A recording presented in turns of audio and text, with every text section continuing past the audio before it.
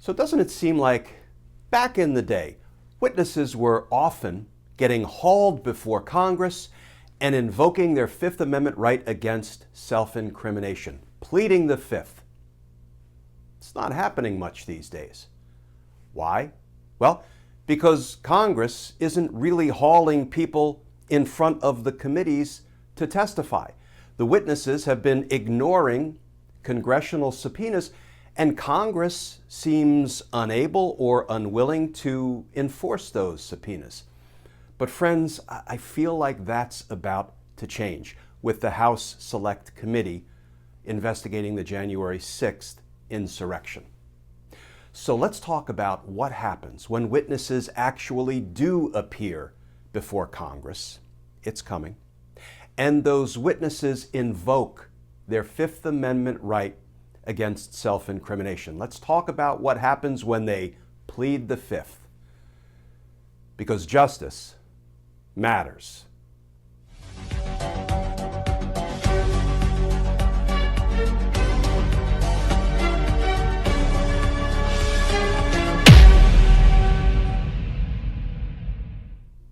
Hey all, Glenn Kirshner here. So let's talk about what happens when witnesses begin actually appearing before Congress, and I suspect that day is coming, and they plead the Fifth and refuse to testify. But before I turn to that topic, can I just drop something up front on this video? I usually don't do this, but I want to say if you find these Daily Justice Matters videos useful, helpful, informative, and you want to help us in our all-volunteer work, 7 days a week we are here creating and posting these daily explainers, these Justice Matters videos, you can go over to patreon.com, sign up to become a patron, a member of Team Justice, and join us in this fight for decency, for accountability, the fight for justice. And I want to thank so many of you who have gone over to patreon.com, joined us, become a Team Justice member, and you're supporting our mission, our daily content here on Justice Matters.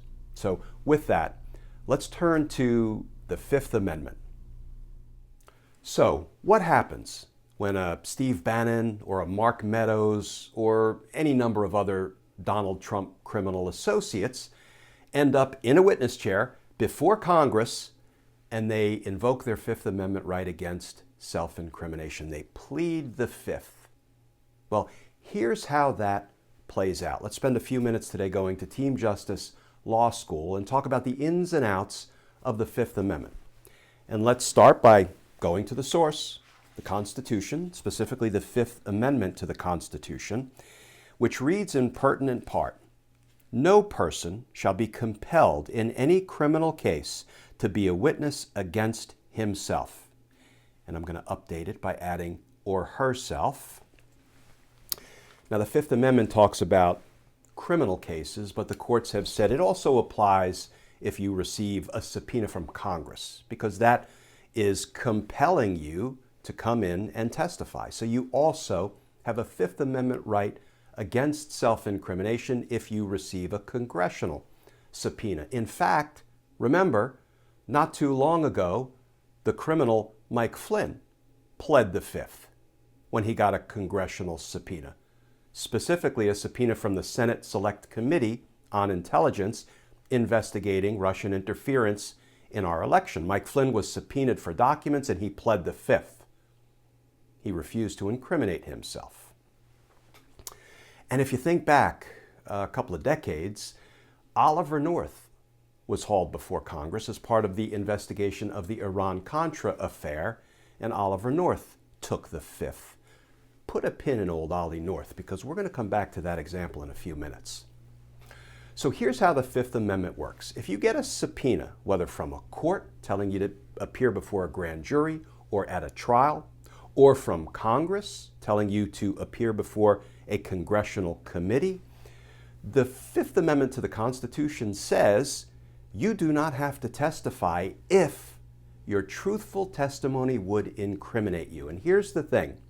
Your Fifth Amendment right against self-incrimination overrules a subpoena. So you can't be forced to testify if that testimony would incriminate you, even if you have a subpoena requiring you to testify. And of course we know, if only from TV crime shows, that the Fifth Amendment right against self-incrimination applies not only to grand jury testimony, trial testimony, congressional hearing testimony, but also if you're under arrest, you have a Fifth Amendment right against self-incrimination. So if the police have arrested you and they're conducting a custodial interrogation, those are the two elements necessary to trigger the police being required to honor your Fifth Amendment right against self-incrimination, and they do that by giving you your Miranda warnings. You have a right to remain silent. Anything you say can and will be used against you in a court of law. You have a right to an attorney. If you can't afford one, one will be appointed to you free of charge, etc. That's how we implement the right against self-incrimination in the context of an arrest and an interview or an interrogation by the police. But let's go back to a subpoena, because it's important to remember that a subpoena does not trump or overrule your right against self-incrimination. Let me use one vivid example of that. And it is from the Mueller report. My Mueller report is kind of tattered and torn and dog-eared, kind of like our democracy. But I want to go to one specific passage to illustrate the point that a subpoena doesn't trump somebody's right against self-incrimination. And I'm going to go specifically to volume 2, and it is page 13 of volume 2. And what you will see, I'll put it up on the screen, is some big black bars there, a redaction. And let me tell you what that redaction involves, because it is directly germane to what we're discussing. I've done an extended video on this probably more than a year ago. So this is the part of the Mueller report where Bob Mueller is explaining his efforts to interview Donald Trump. And it reads, "We, the special counsel's office, also sought a voluntary interview with the president. After more than a year of discussion, the president declined to be interviewed." And then there's a redaction for grand jury purposes. Folks, I can all but promise you that what is redacted, what's under that black bar, is that Donald Trump's lawyers told special counsel that if we subpoenaed him to the grand jury, he would invoke his Fifth Amendment right against self-incrimination. That piece of information happens to be grand jury protected, and that's why this is a grand jury redaction. And that illustrates the point that a grand jury subpoena does not overrule or override or trump somebody's Fifth Amendment right against self-incrimination. It would have made us all feel great if Donald Trump had been forced to plead the Fifth, but there are a whole lot of reasons we don't force people to plead the Fifth publicly most of the time. All right, friends, so now that we've set all that up, let's talk about how it might play out in the very near future before Congress. Let's use Mark Meadows as an example. Let's assume Meadows appears under the Select Committee subpoena, which is requiring him to provide testimony, I believe, next week, and he pleads the Fifth. He invokes his Fifth Amendment right against self-incrimination. If he's smart and he has a good lawyer, he probably will, because he undoubtedly has done any number of things that could get him in hot water. So what happens if he pleads the Fifth in front of Congress? Well, Congress has a choice to make. They can either accept it, thank you very much, Mr. Meadows, you are excused, and turn to the next witness, because Mark Meadows almost certainly does have a Fifth Amendment right against self-incrimination for some of the things he's done. Or Congress can decide to grant Mark Meadows immunity and force him to testify, compel his testimony by immunizing him. Why does immunity allow Congress to force somebody to testify? Because immunity says your testimony cannot be used against you. So a grant of immunity extinguishes the witness's Fifth Amendment right against self-incrimination, because the immunity provides nothing you say can incriminate you. It can't be used against you, even if you testify about your own criminal conduct. So Congress could very well grant a Mark Meadows or any other witness who invoked the Fifth immunity. What's the downside of granting a witness immunity? Well, there are at least two potentially problematic consequences. One, it makes it harder to prosecute that witness in the future for the crimes he committed if you immunize him and compel him to testify about his own crimes. We're going to talk about that in a second. The second downside is you could immunize a witness. Think about Steve Bannon. You grant him immunity, force him to testify. You think he's going to tell the truth?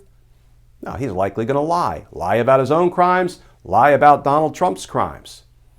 Now, the good news is immunity isn't licensed to lie. So if you immunize a witness, they're required to tell the truth. It can't be used against them, but they have to give truthful testimony. And if they don't, the grant of immunity doesn't protect them from perjury, lying under oath. More precisely, when you testify to Congress under oath, that if you testify falsely, then you violate a federal statute, 18 United States Code 1001, that criminalizes false statements to Congress, among others. So if you're granted immunity, well, the witness can still lie, but he or she could then be criminally charged for lying under oath to Congress. Let's go back to the other issue, though. If you grant immunity, it makes a prosecutor's job of bringing criminal charges against somebody who testified under a grant of immunity much more difficult. Remember Oliver North back in the 80s. He committed crimes as part of the Iran-Contra affair, right? Oliver North, who went on to become a failed Republican politician and briefly the president of the National Rifle Association. You know, real sweet spots on his resume, I'm sure. He committed crimes as part of the Iran-Contra affair. He was hauled before Congress, subpoenaed, he pleaded the Fifth, and he was granted immunity and forced to testify about his crimes and the crimes of others. Thereafter, the Department of Justice charged Oliver North with criminal offenses as a result of what he did as part of the Iran-Contra affair. He went to trial. He was convicted of 3 federal felonies. However, on appeal, his convictions were reversed. They were thrown out by the appellate court. Why? Because he had been compelled by Congress to testify. And the appellate court wasn't satisfied that none of that information that he gave under that grant of immunity by which he incriminated himself and others, the appellate court wasn't satisfied that none of it crept into the criminal trial. So they were concerned that maybe some of what he was forced to say under a grant of immunity did end up incriminating him. That is the downside to granting somebody immunity and forcing them to testify about their own criminal conduct.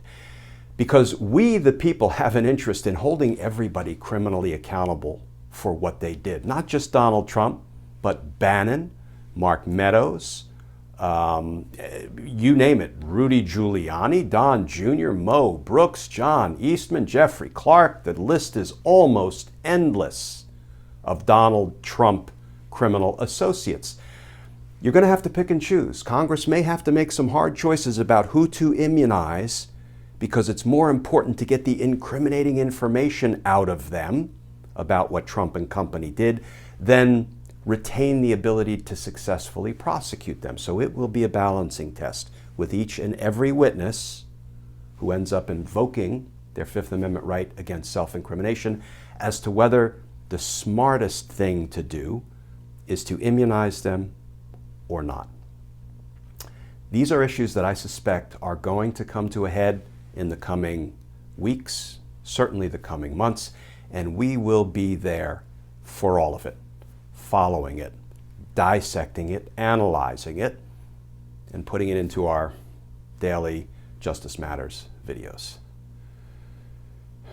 Because justice matters. Friends, as always, please stay safe, please stay tuned, and I look forward to talking with you all again tomorrow.